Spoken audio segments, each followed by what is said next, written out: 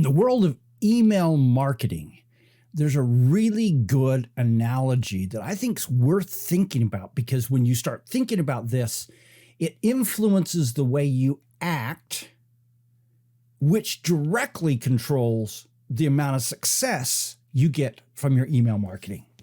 Here's the analogy. You are in their inbox as an invited guest. They invited you to come in. I'm assuming you're not doing cold emails. They invited you to come in. And the most important thing is this.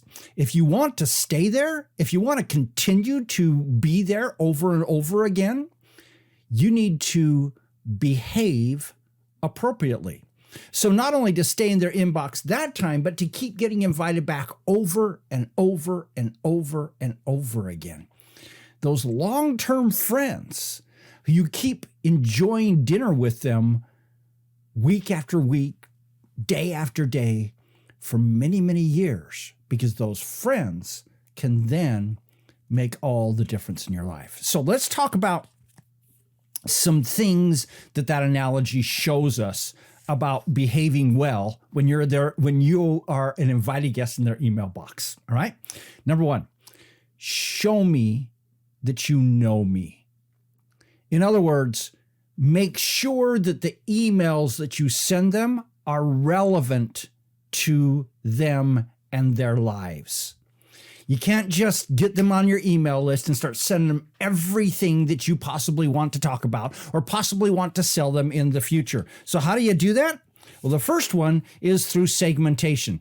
The typical surveys, ask method, those kinds of things that segment, but segmentation needs to be done more than once. You need to do continuous segmentation where you're continually not just sending them out more surveys over and over again, but actually tracking what they're clicking on, what they're not clicking on, and using that to set tags that say, send them more of this and don't send them that.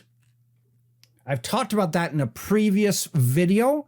It's a really important concept for all of us to understand how to set those tags based on what they click on that help us to continually be segmenting our audience and to always be relevant with them.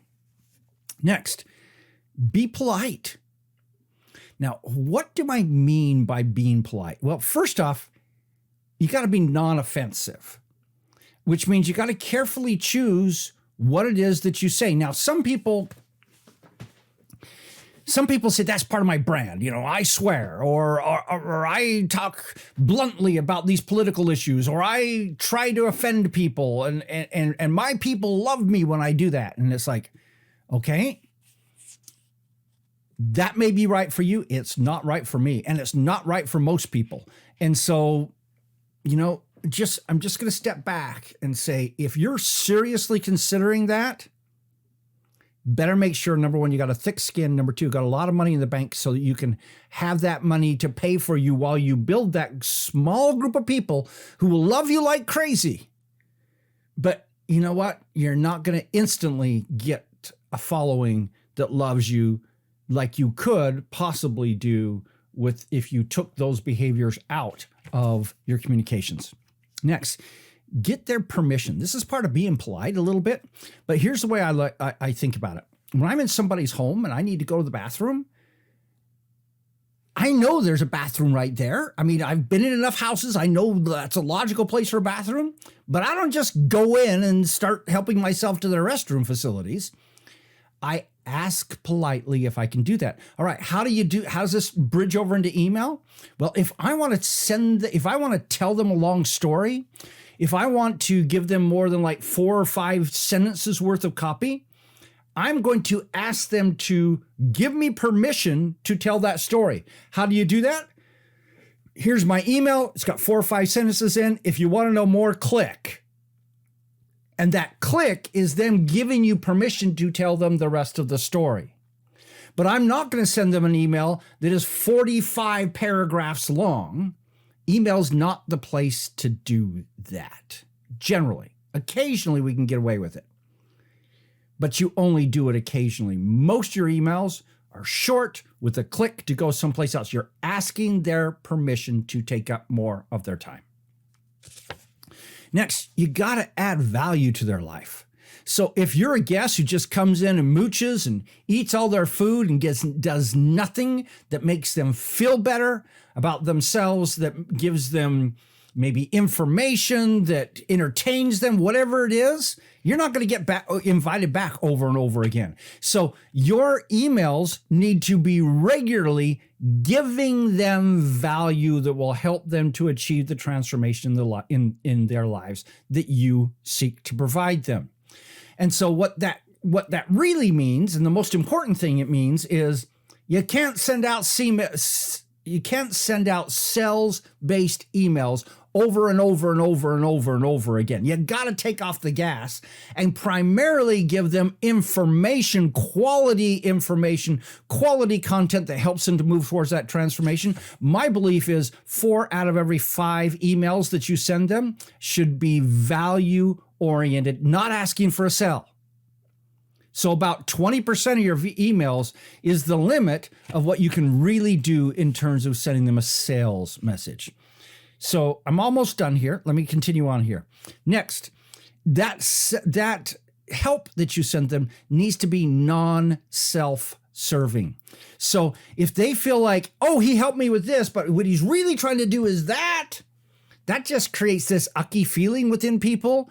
And so you need to be giving them real help that does not feel like there's something about to come out and bite them or ask for money or take money from them as a result.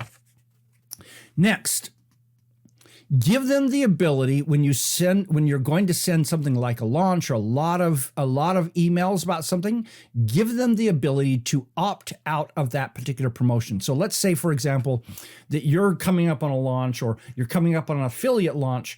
You can do something where you say, okay, here's all these things. And if you're not interested in learning more about this, just click here. You'll still stay on my list, but you won't hear anything about this particular promotion. What that enables them to do is enables them to say, okay, I'm not interested in that. And so I still want to be on Don's list, but I don't want to hear about that. By clicking that button, you simply set a tag. That tag then goes, and as you send out additional emails about that particular subject, you check for that tag. If it's there, you don't send them that email. All right. Next, be human. Don't be this selling machine. Don't be this person who's all about the mechanics of things. Be human. As part of that, and here's what I mean. Talk like a normal human being. Start sentences with "and." Say the word "I" occasionally. Those kinds of things. All the things that your English teacher told you to do, you don't do them. And human beings are entertaining. They're fun. So I'm not saying send out jokes. I'm saying as you talk about whatever it is that you're going to talk about, do it in a way that there's a smile on your face and that they're smiling as they get there.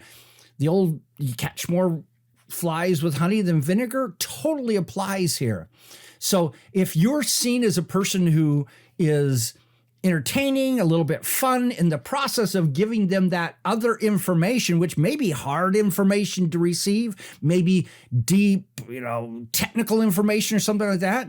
If everybody else in their world is giving them hard information, technical information, but you're the one who's coming in with a little smile, creating a little smile on their face, that can make a huge difference.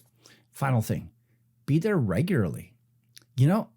If they only see you once a month, they forget who you are. And then they start opting out because you're spamming them. So being there regularly, at least once a week, probably at least twice a week, is the ideal level of being in their inbox. And that will help you a lot. So stepping back, you're a guest. They've invited you into their lives.